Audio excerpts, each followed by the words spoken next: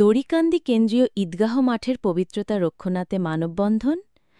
আল আমিন, staff reporter.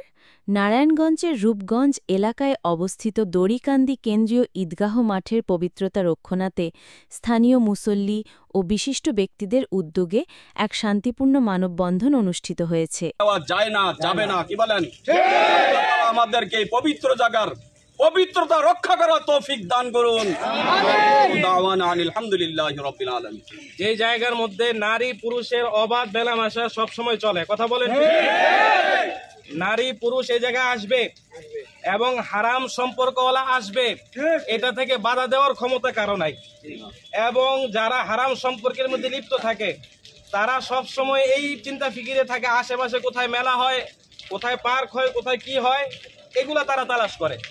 মুহতারাম হাজিরিন, আমরা ইতিপূর্বে এর আগেও আশেপাশে অনেক জায়গায় মেলা হয়েছে না?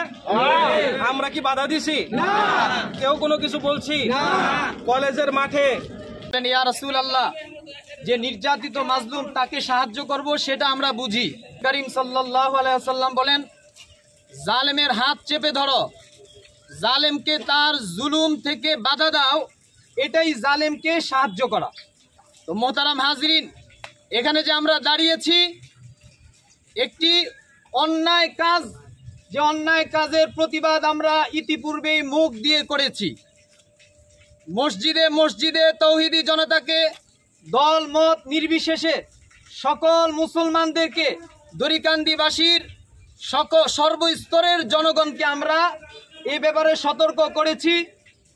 মোহতারাম হাজিরিন, এই দড়িকান্দির প্রায় 5টি মসজিদের মুসল্লিয়াদের মধ্যে যেই কেন্দ্রীয় ঈদগাহ, সেই ঈদগাহটাকে বলা চলে রূপগঞ্জের মধ্যে বৃহত্তর ঈদের জামাত হয়। মোহতারাম হাজিরিন, এই ঐতিহ্যবাহী ঈদগাহর পবিত্রতা রক্ষা করতে আমাদের যতটুকু ত্যাগ করতে হয়, যতটুকু জীবন উৎসর্গ করতে হয়, ইনশাআল্লাহ আমরা রাজি আছি।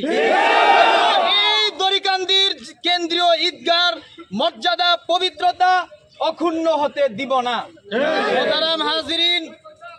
মোহতারাম হাজিরিন, এই দড়িকান্দি ঈদগাহ ময়দানে যেই কাজ হচ্ছে, প্রথমে বলা হয়েছিল শুধু বৃক্ষ মেলা, আমরা সেটাকে মুমিনের কথাকে বিশ্বাস করে ধরে নিয়েছি। এখন বর্তমানে আমরা যা দেখছি সেটা আর সাধারণ বৃক্ষ মেলা নয়, সেটা গতানুগতিক, যেখানে পাপ কাজ হবে, ইসলামের শরীয়ত গর্হিত কাজ হবে, সেই সকল কাজের পূর্বাভাস আমরা দেখছি। অতএব সকল উলামায়ে কেরাম এবং